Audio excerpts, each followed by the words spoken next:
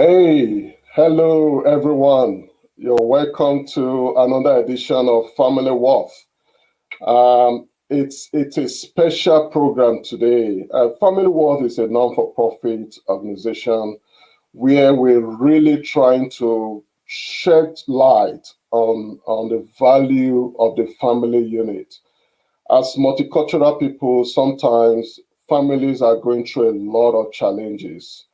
So we really this program and this initiative is meant to open up conversations, just to help us to connect with one another, celebrate families where it's necessary, share lessons learned, quite a lot of things. So we bring guests, we bring people that can inspire us, give us information, help us in the journey of family in diaspora.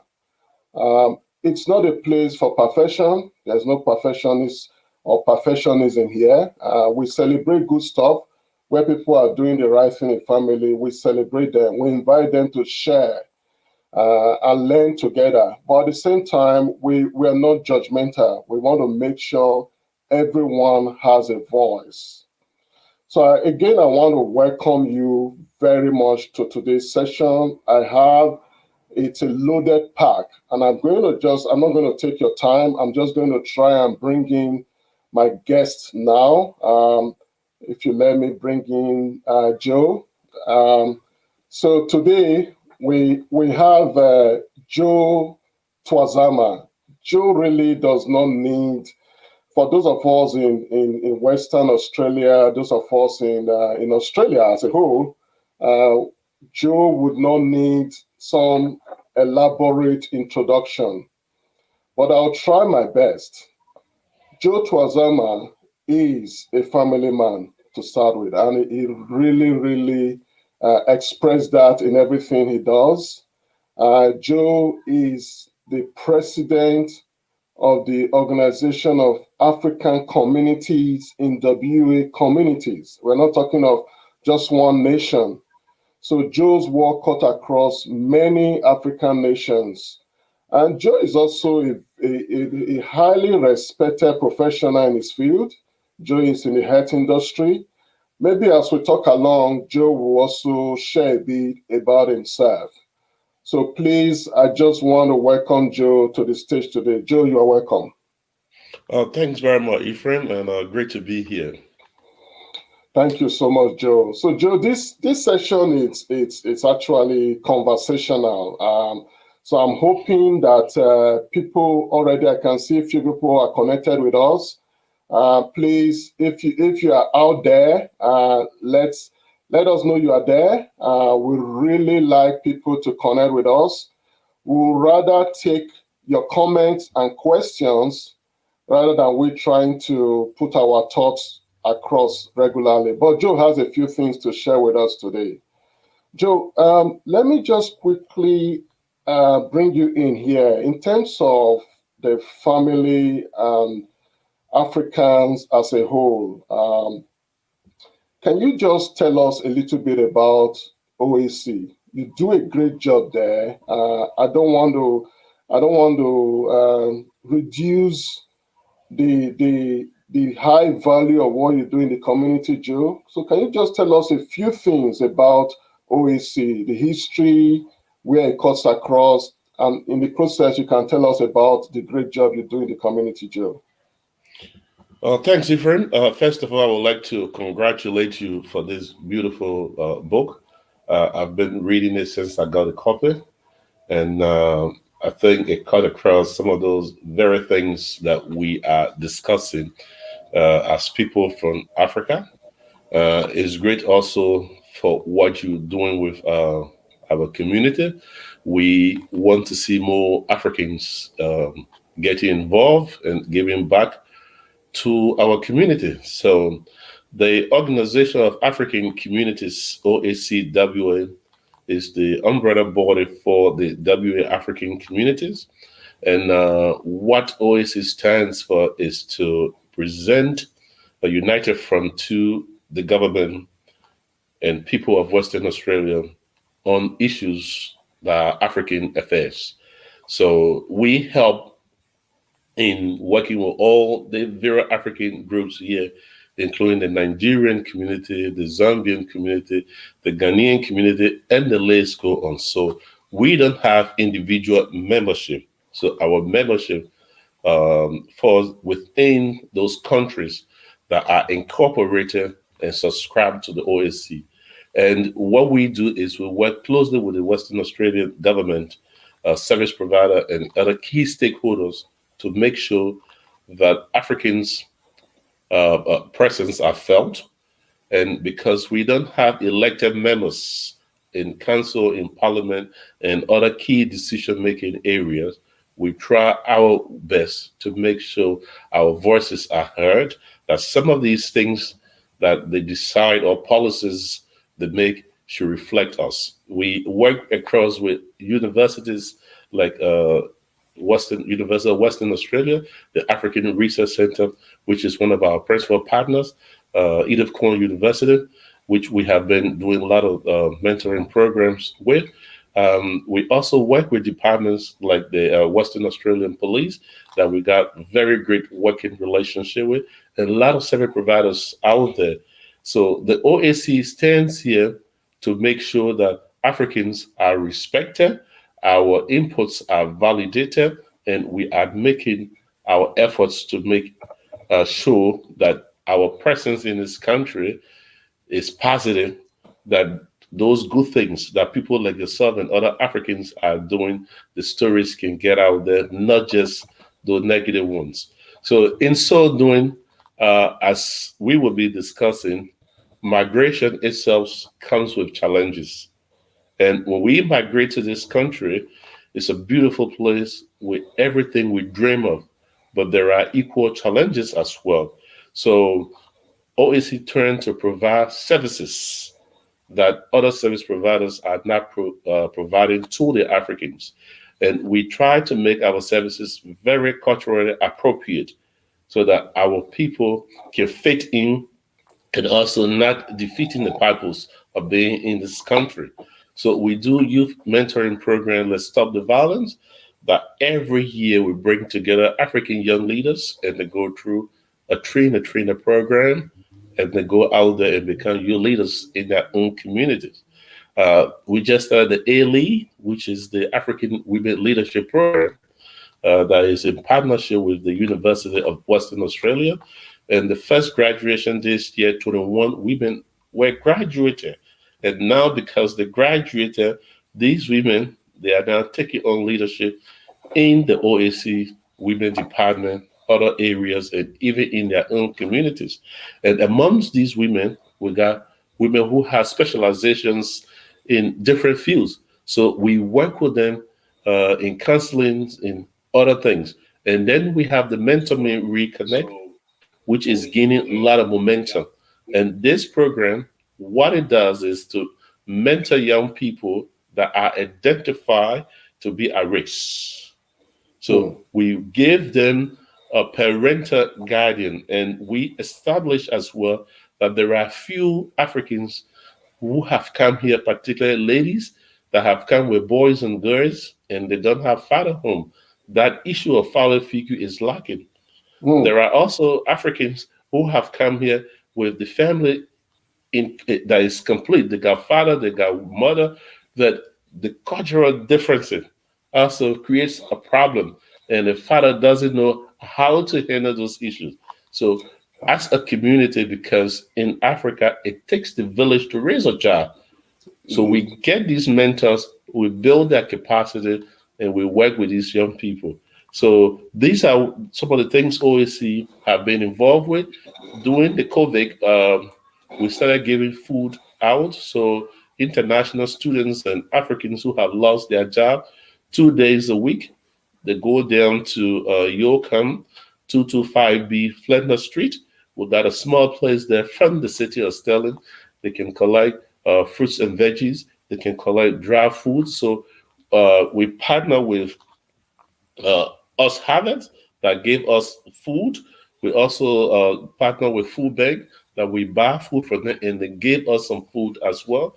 And we received the Lottery West funding to be able to help international students and other people on temporary visas who have lost their jobs during the COVID that need assistance. So if you are listening and you are a student that have had issues during the COVID, if you are on some sort of visa here that you have had issues during the COVID, just go onto the website, call, and we can help you to pay your bills. We can help you to pay part rent. If you need textbooks, these are things that we are doing at the moment. So thank you for having me, Ephraim. Let's get into what we are here to discuss, which is Indeed. close to my heart, family. And I will turn it over to you. Thanks very much. Thank you, Joe. I mean, it just goes to show how much you do, because you could have taken the whole 1 hour to talk about Yeah. the great stuff that OAC is really doing in the view. I'm part of the testimony for that. But Joe, like you said, I mean, you already touched on a few things that we're going to be discussing today. Um, in terms of family, we know that when multicultural people come into this country, there are a lot of benefits we enjoy. I just want us to share some of those, because we don't want to go into this conversation with all the negative things, but it's good to address issues. So, Joe, can we just share a little bit of, from your own point of as a leader, and having also come over yourself, what are some of the few things that multicultural people enjoy in this country? We want to use Australia as an example, but maybe other countries are like that, Joe. So, what are some of the key aspects? Maybe about 3 or 4 of them you can just quickly mention. Look, Ephraim, thank you again. I think Australia is a beautiful country, an amazing place to be. The healthcare here is very superb. The educational system here is great. The freedom of speech here is very great. The opportunity for the young people here, tremendous. So there are so many things here that we can boast of. Let's take, for example, the COVID. How many people are being affected around the world by the Mm, COVID, even in the mm, great United States and other places? But to have a country like this where the government can even hand out mm, resources to people to help them in this difficult time, not too many countries are doing it. The indeed. stimulus packages that we are receiving for those that are out of jobs, Mm, uh, it shows that this is a country that we must be proud to be Australians. We must be indeed. proud to be here. So there are so many beautiful things here. There are great things here that we must acknowledge as people from Africa. Yeah. Thanks, Joe. I know there are many more of them like that.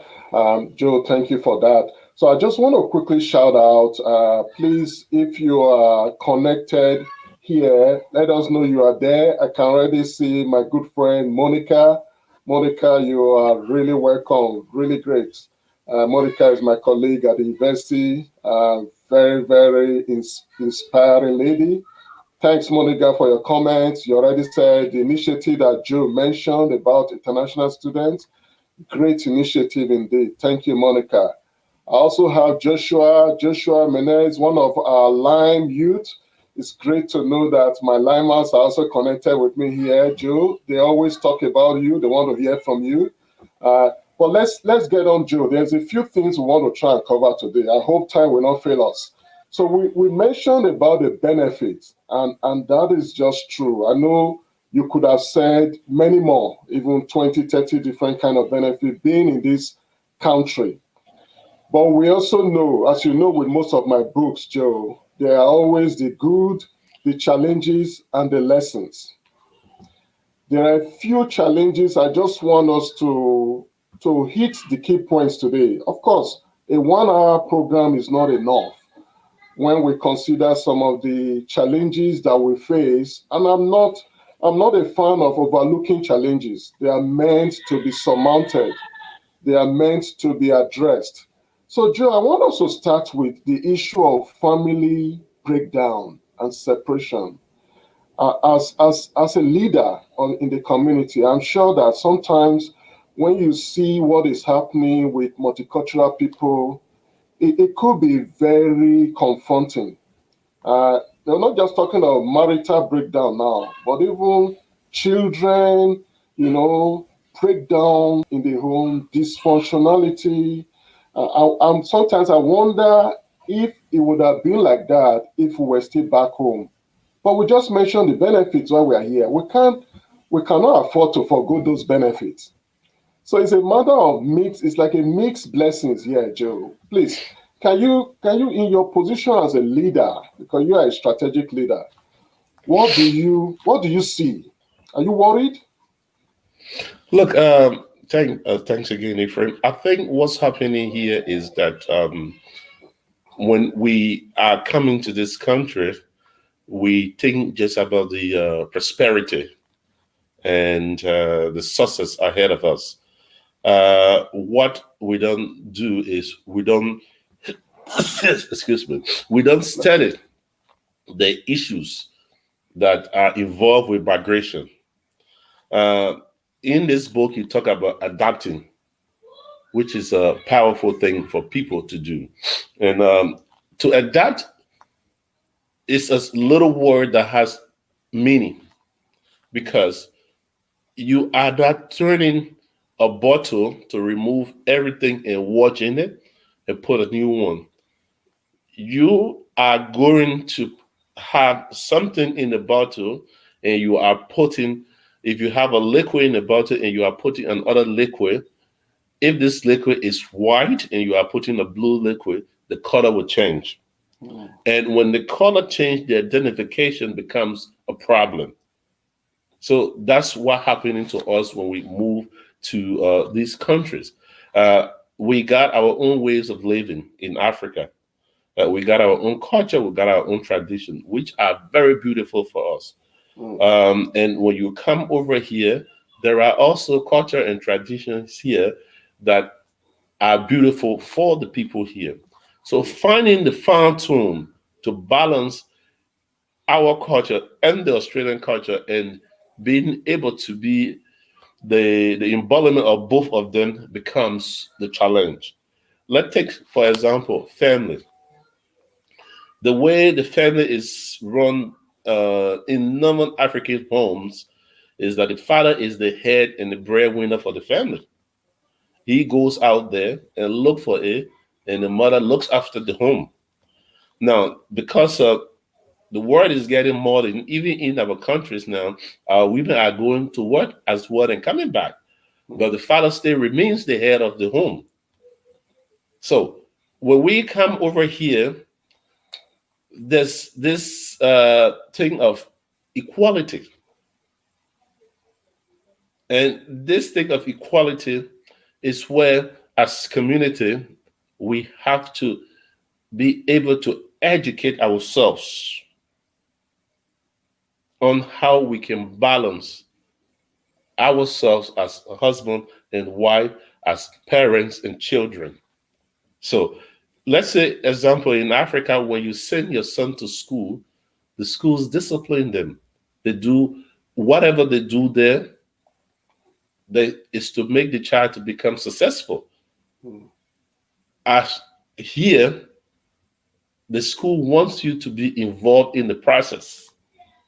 The school does not discipline the child here. If the child does something wrong, the school sends the child home with a letter. Mm. And you go to the school and you guys have the discussion. And while having this discussion, there's nothing, you can only come back and talk to this child. But you cannot take any measure against this child to punish this child. Whereas the Africa I grew up, if I went to school and I received a letter, my father received a letter that I have done wrong. My father takes me to this school and gave me latches on my bum or on my back. In fact, in front of my colleagues. So with that being done, I'm already careful, I'm mindful. I don't want to be disgraced.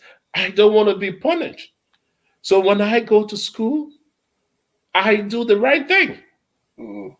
But we find ourselves in a society where the fathership or the fatherhood has to change from being a disciplinarian to being someone who can engage and spend time and discuss with the children. And this is where, as African men, we are also facing challenges because it is not our culture. That's what I talk about, putting two different liquids together in the same bottle.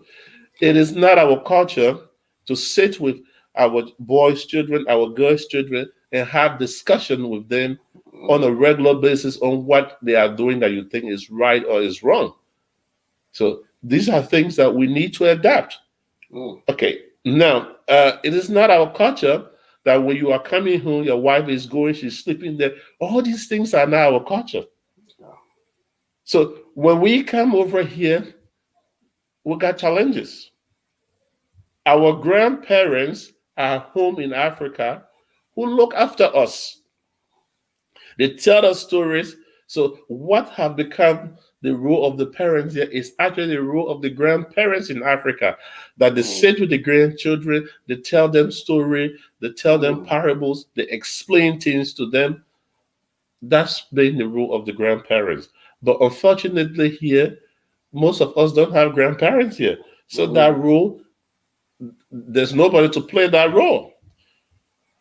You see, and even when we have grandparents here, most of the kids don't understand the grandparents because of most of the, if the kids grew up here, they speak English. They don't speak their local language. Maybe the grandparent does not speak English. So these are challenges that we are faced with. And because of these challenges, we are having breakdowns in family. We are having parents are getting frustrated with the children. Men are feeling that they have lost their dignity. So it's too much going on. And as community, it's incumbent upon us to put programs together that can help us to get this balance. And once we can get this balance, things can be better for us. Indeed, Joe. I know we'll talk about some of those very exciting and value-adding programs that you are leading with OAC. Joe, we're really having quite some engagement today.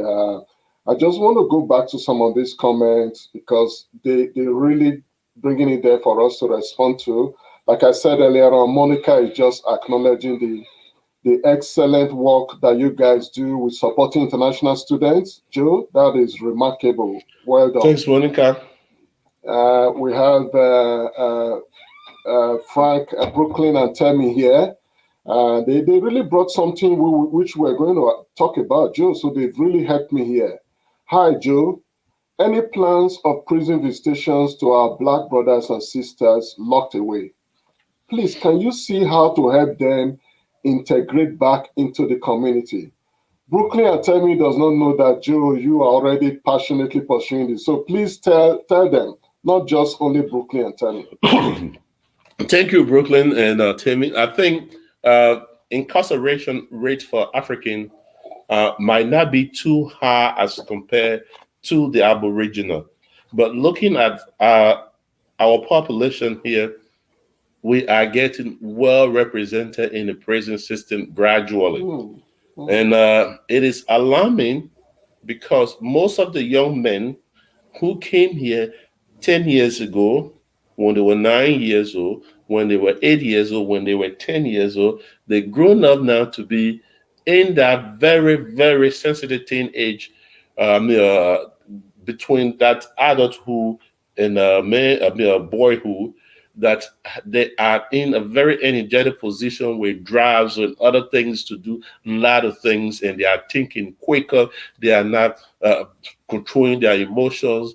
And these young men feel like they are Australians, they should be treated fairly. And sometimes, unfortunately, they get carried away by emotions, and they get involved into problems. And when they get involved into problems, there are lack of support there for them, and they go to prison. So being Africans, again, with our family dynamics, where we think when a boy child is involved in drugs or he goes to prison, he has brought disgrace to the family, and the family turn to distance themselves from them. It's also a big issue. There are a big issue.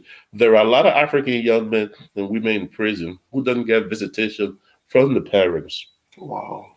Because the parents feel that they have brought shame to the family. Wow. And when you are incarcerated for that long time, when you come out, you need someone to guide you. Because there are two things. Either you regret the situation or you become accustomed to the place. And when you become accustomed to this place, that's where you re-offend and go back to prison. So we got the Mentally Reconnect program that we have just introduced. We first of all try to establish the basis of these problems, and we notice that most of these issues starts in the secondary schools. It's where the young people turn to form friends. They go out to the bus station, they go to the city after school, and some of the friends might be too influential for them and lead them to trouble. So we are doing the Mentally Reconnect with these young people. We are working closely with the police. Today, with Jessica. I spent the whole day with Jess, who is from the W Police Community Engagement, and we have a few mentees coming in today. We talk to them, and next week, Saturday, Jess and I will be together again, talking to a couple of young Africans that have been referred to us. And we will also be talking to the police station, Rabuka Police, hopefully on Friday morning, that they can refer these young people to us while they've been monitored for us to be able to mentor them. And when you talk to these young people, you realize that there's a need to be able to talk to these young people, because what we telling them, they have never heard it before. So there's a need for that. So the Mentally Reconnect, we are now training people who will be going to the prisons. Every fortnight we go there and talk to the African young men and women there to help them to reintegrate. And when they come out of prison, we also help them to get on their feet. Because of confidentiality, I will not be stating names here. At the moment, we got few young Africans and even adult Africans who have been incarcerated. And when they came out, we have been working with them to find jobs. And if they need skills development to be able to get this job, we pay for the trainings for them. So these are the things we are doing. We hope we can get more resources to be able to start doing these things. Also, some of the issues we are facing in our community, Ephraim, is the drugs and alcohol. Drugs and alcohol have become a kind of a consolidation to the young people when they want to do things out of the way. So in recent time, young people have been organizing events around, and they get these young girls to go over. And I think, according to what we are hearing from these young people, they put drugs into the drinks, and these young girls drink it, and they go unconscious, and they can take advantage of them. And these are things that the police have started investigating, and some young people have been charged for that at the moment. And our role as OSC is to be able to support the victims, because it's important that we support these young women who have been abused so that they don't get frustrated, because some of them come from very sensitive cultural background that they cannot discuss this issue with their parents. So these are the things we are doing with the Mentally Reconnect program at the moment. But there are few young people in prison here from the African background, even adults as well. Thank you. Thank you so much, Joe. I know there's a lot that you guys are, OAC is really doing great things in the community. And you know, Joe, sometimes we may have people of the community or members of our community, African community as well, and multicultural community, that may say, oh, my child will never be one of those. It's a good wish, but sometimes in a multicultural, in diaspora, like the issues you mentioned earlier on, the line between when you have everything going well in the family, Joe, and when things could topple over, sometimes it's very thin, very thin. And like you explained earlier on, it's almost like no one can be blamed. You cannot blame children that this is all they know. This is the culture they know, Joe. You cannot blame parents who are trying to do all they can to put their children in line. But in the process, some parents have ended up in prison as well, or in jail, or in having records against their name because you are trying to do it the African way, or the Indian way, or the Chinese way, or the multicultural way. But we know that life is different here. And that is why you use a key word I use in this program always. You use it earlier on, and that is balance. Balance. How do you strike the balance? Joe, before I go further, let's just see there's a few more comments there. It's good that we're having quite some engagement. I always like to give people that are joining us the challenges Africans face in this country is raising children and also the system. I know, Joe, you already highlighted some of these already, unless you have something to add, but let me just mention the others as well. You have said it all, my son. I'm sure you should know this person, Joe, Umar. Uh, there's also someone there. Yeah, in fact, some grandparents have turned out to be second time parents in raising grandchildren.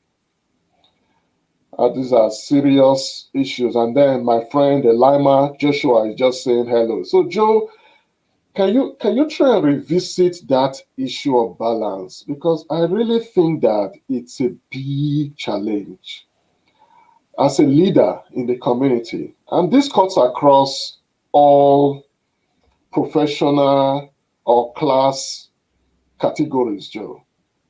You mentioned the issue of drugs and alcohol just now. I mean, it doesn't matter. Sometimes it's even those that have spending money that can go to hard drugs. And unfortunately, we begin to have multicultural people really getting deep into illicit drugs. So, Joe, how do we, because I'm beginning to switch to solution mind. Remember our topic.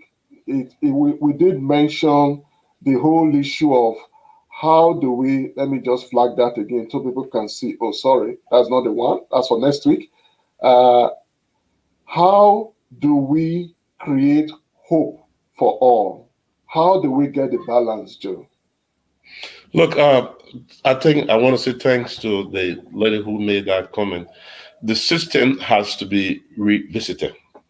And in so doing, Africans, we have to work hard because at this moment, we don't have any representation in any elected position, especially for these states and in other decision-making area. So the system is built to suit those who are here or who were here, we came, we met. But the system has not been amended to accommodate us or to accommodate a multicultural Australia. And that's an issue. That's an issue. You cannot write my story for me when I felt the pain, I felt the emotion, I had experienced it. And what I'm trying to say is legislatures that will, policies that will impact us as people, we must be fully involved. Because what works for the Asian might not work for the Africans. Hmm. So being a multicultural nation, there's an imperative need for diversity so that our voices are held, we have made impact, we may input into policies and legislature, then we got a place that we can start seeing how we can fit in. But for now, it's like we are dancing according to the rhythm because most of these things were in place already before we came here. Yeah. So that's something the system we can blame the system. And what I say to most of our young people is, because we know the system is already in place, don't give ammunition to people. Let's take, for example, what happened in recent time in Queensland with these young African ladies. They breached the law. They did very wrong. We didn't expect them to do it. But my concern is, if they were shamed and their privacy were invaded, it should be done to everybody. You can't add excuse to somebody else's. So these are some of the systemic things here that we have to push against. And the only way we can push against these things is to have elected members in parliament. And as I say always to people, our redemption as people of color from discrimination, from most of these challenges we are faced with, is total unity. If we unite as people, we will be redeemed from most of these things. Now, hope, which is an important factor. There are people like yourself. There are other people who've been here even long before we thought of coming in this country, and who have the wisdom, they have the knowledge. We want them to come so that we all can build a community that is resilient, that is prosperous, that is producing responsible young men and women who are striving to become entrepreneurs, to become lawyers, to become businessmen, to become tradies, to become handymen, not men and women in and out of prison. And we can only do this from a collective effort. The service providers can only do that much for us, but our success is dependent on ourselves. But there are hope for us here. I must be honest to you, there are hope.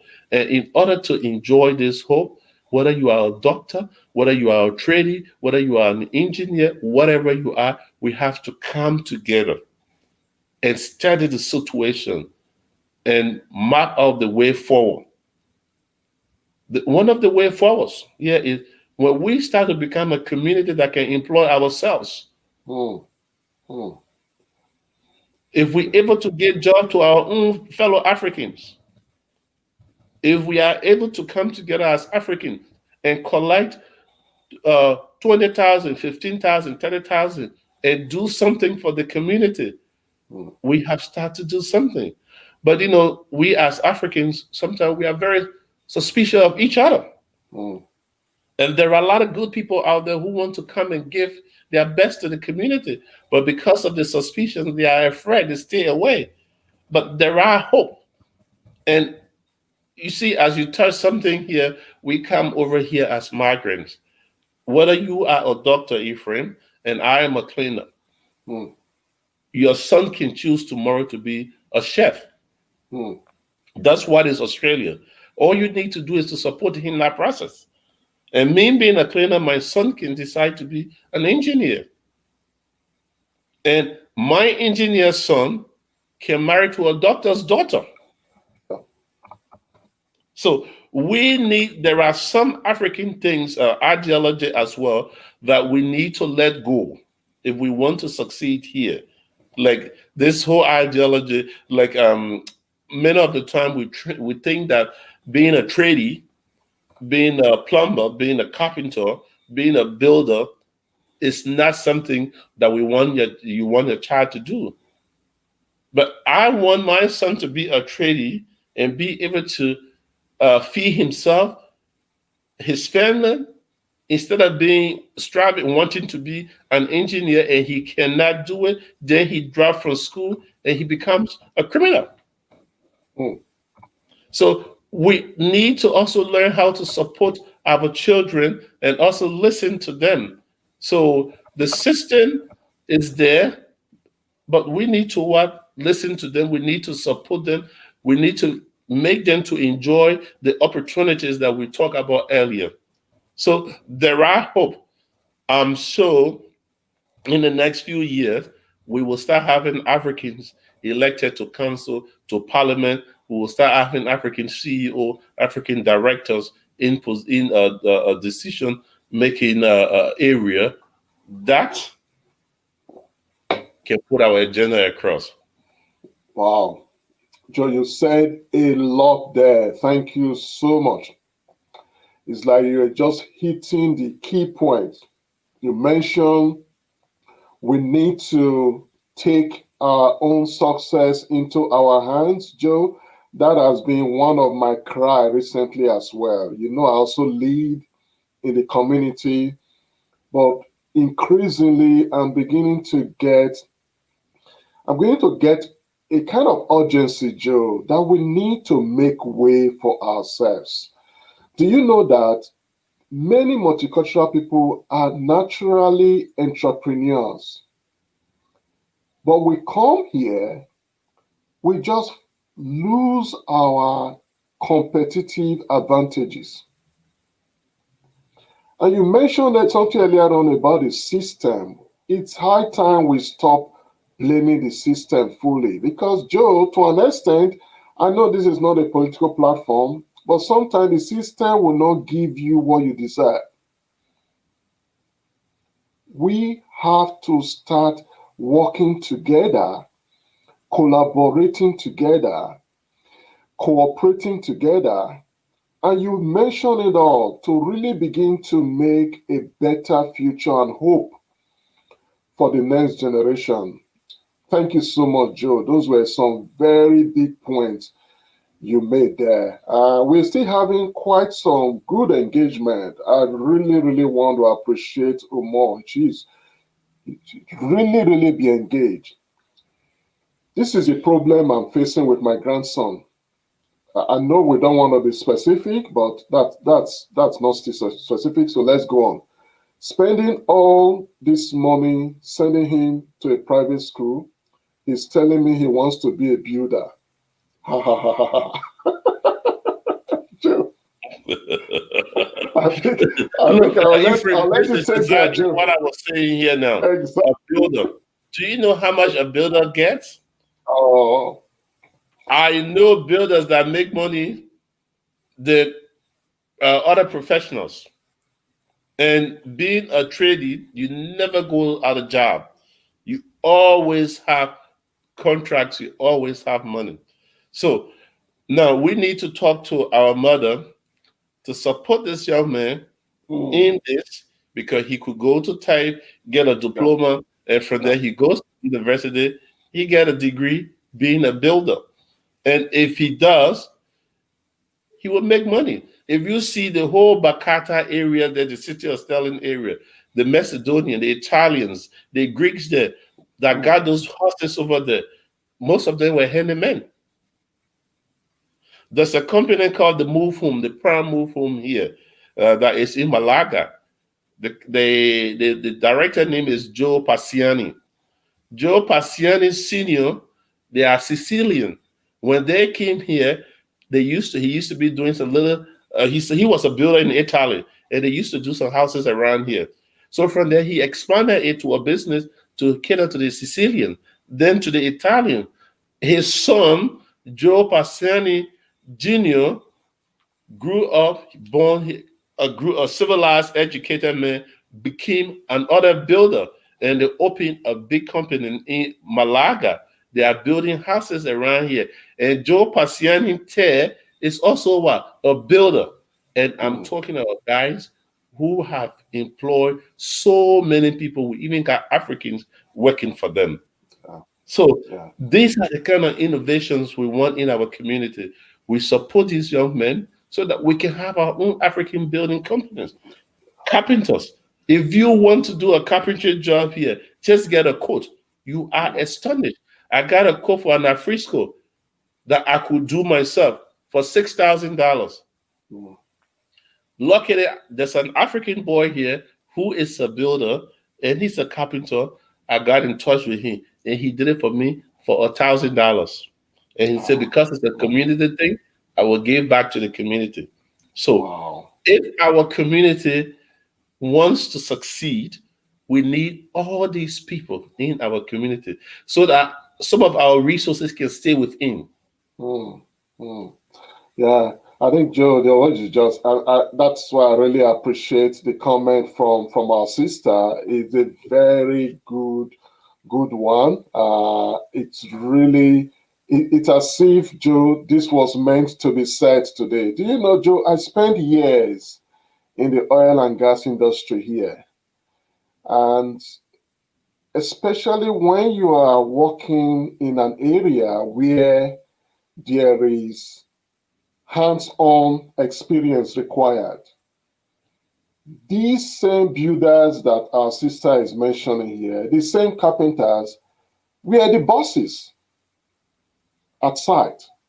Because we are in a country, I mentioned that a lot in my book as well. We're in a country where the value for experience, hands-on experience, is higher than the value for academic qualification,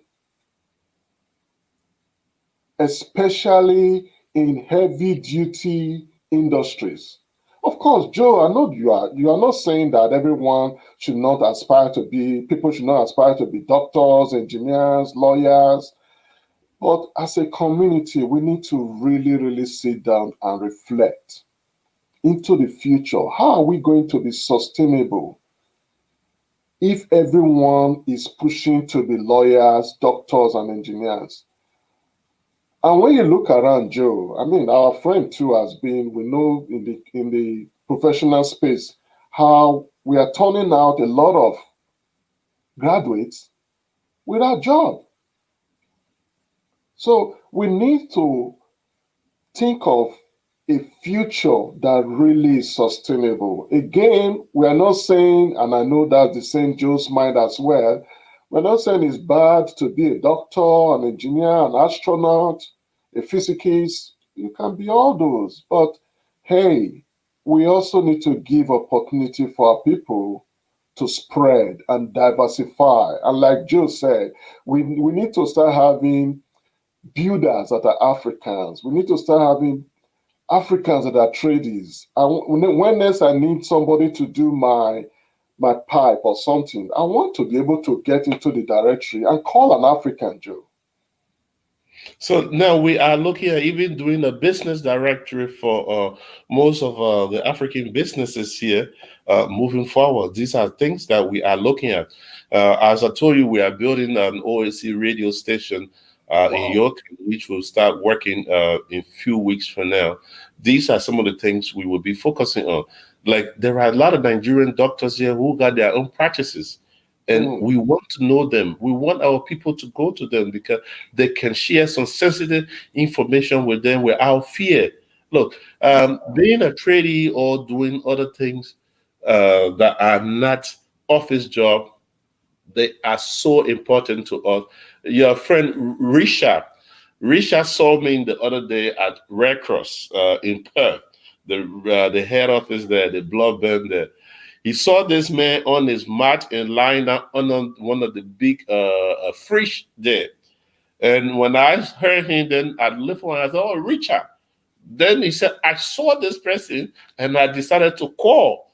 He was dismissed to see his president lying down on the fridge.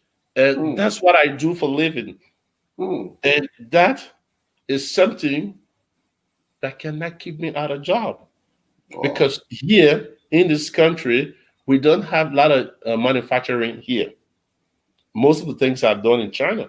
So if you learn engineering here and you don't have the hands-on skills, it takes you very long to get a job. Even if you get one in the office, you're not going to make money when you have the practical skills, where you can go there and solve those problems yourself. So sometimes the white collar job is good. We need to have people who are doing white collar jobs in our community, but let's respect the tradies as well. If our children feel passionate about something, let's give them the opportunity, because that's the only way we can build a better community here. Look, I know we're running out of time. Let me just tell you something very quick. One thing that we are working on now is how you got a Malaga market that opens a Friday, Saturday, and Sunday. We are thinking that in the next 5 years, we should have an African market here where it can open Friday, Saturday, and Sunday. People will come from local, rural W and all over to go to that African market every weekend and eat African food, buy African prints, see other African things. Our food, exceptional food we eat in Africa. And I'm sure our fellow Australians will like to enjoy it. But why is it that when an African restaurant is open right here, it doesn't succeed? Mm. We need to start being nationalistic. We need to start promoting ourselves. We are eating Indian food all here. We are eating Chinese food all here. These are the things when we start doing, then our lives matter. Then we can stay and say the Black lives matter. Indeed, Joe. Indeed. So, thanks for having me, friend. It was great. No, I think Catch up Joe, again. it looks like we couldn't even. I mean, I had some notes, but we couldn't even get halfway, Joe. But we had quite some good engagement today. I'll still come back to people that are really connected with us. I think we had up to a few people staying with us all the way, which is really, really remarkable. But I just wanted to quickly flag a few things, Joe, as we begin to round up. I know that we Joe already spoke so much about himself, but I just want to flag it, guys. This is somebody that you need. I know he doesn't need introduction to many people. He's unassuming. Joe is a humble person. That is why I really connect with him. But that's Joe there with our police commissioner and the premier himself. He's and like I said earlier on, he's a family man. Look at the picture with the youth as well. So he cuts across. He can reach those in parliament when he wants to, and he can also fellowship with our youth, our young ones. He's very passionate for empowerment. So that is the kind of person Joe is. And it's really a privilege that we're able to secure Joe's time today because I know that he's a busy man. But before we go on, can I just also use this opportunity, Joe, to remind our viewers that next week, obviously, I think Joe did not finish his job today. So I think I'm going to find time again, look at his diary, and bring Joe back to talk more. But next week, we have another guest who is going to really share about striking the right balance between family and work. Sugandri is somebody that I've worked with a little bit. He's a professional counselor. We really want to delve. I mean, Joe touched a bit today about that whole challenge. Man is coming back from work. The wife is going to work at night. Children is going to some work. So when do family have time to connect? And even when they connect, what do they talk about? How can we sustain the family? So this is FamilyWorth. The platform, this is all what this platform is all about. So if you can, join me next week. I'll be here again with Sugandri. Sugandri is really doing great stuff out there. Joe mentioned earlier on about this book. I just want to flag it. This is not a platform. We are not overselling. But this is my latest book. I poured my heart into it. No surprise that it's been on bestseller list on Amazon for a while now. Of course, it doesn't mean that I've sold millions, but it is worth a read. If you want to check it out, take time, check it out. It's on Amazon, the ebook. There's also audiobook. Joe did mention a few about it earlier on. So I just want to once again really thank everyone that has connected with us today. If you are still there, I just want to give you a shout out. Joshua Malima, very smart technical guy. I'm sure you've seen and heard from Joe today. We talk about him a lot in line already. We also have Monica that was with us, doing great stuff there. Brooklyn and Temi, thank you for your questions earlier on. I really want to thank Umar. You really contributed to this discussion today. Thank you so much for your engagement. And finally, I think we had Grace joining us later on. Grace, thank you for being with us. Joe, any last parting word? You know, when people come to hear presidents, they always want one parting word, one big word that they can take away. Look, I don't like to be called president because I like to be called the father in chief because I'm a father and a husband. But what I want to say to all of us is that only unity can be our redemption from all challenges we face. Only unity can make us to settle here. We are Africans. We are very strong. We are resilient people. We are very, very, very innovative. And believe me, when we put our collective innovations together, we will build a community that we will show to our fellow Australians that we are here to stay. We cannot be here and be living like we stay in Africa. That's something that is giving us a lot of problem. So we need you on board. Please come. Let's build together a resilient and vibrant community. It's not about your status as a engineer, lawyer, doctor, your personal life. It's about looking at the future generation because you can be well settled today. Your children can be in some of the best schools, but if they are walking in the city where my son is, and my son does something wrong, a black child has done something wrong, they will all be haunted. So we need to understand this, and there are a lot of hopes in this country for us. Thanks very much, Ephraim. No worries. Thank you so much, Joe. I'm the one to thank you. And Joe, today you've really brought a dimension to this platform. FamilyWorth has its point of reference, and I'm very vocal about that. It's good to be upfront. There's no need to be shady about this. FamilyWorth, the point of reference is a Christian worldview, but we always make it clear that we know and we believe, we acknowledge that there are other worldviews. We need to give respect to people in the community. Yes, I have my value, I have my view, but there are other views. So FamilyWorth has chosen, despite a community-focused organization, but we've chosen our point of reference because we're going to be talking about quite some challenging topics. And Joe, if you don't have a point of reference, it could get out of hand.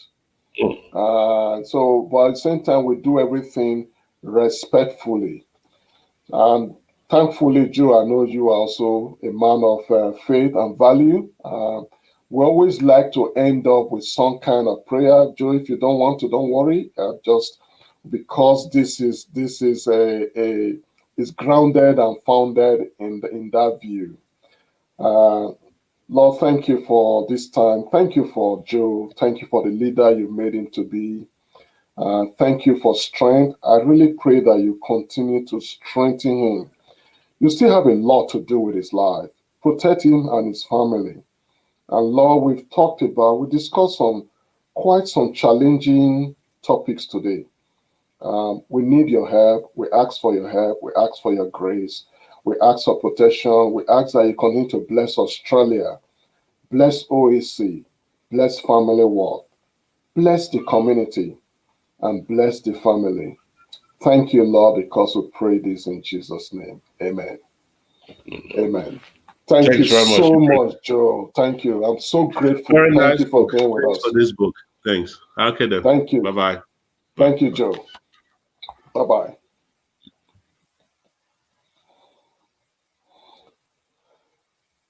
Wow, that was a good session.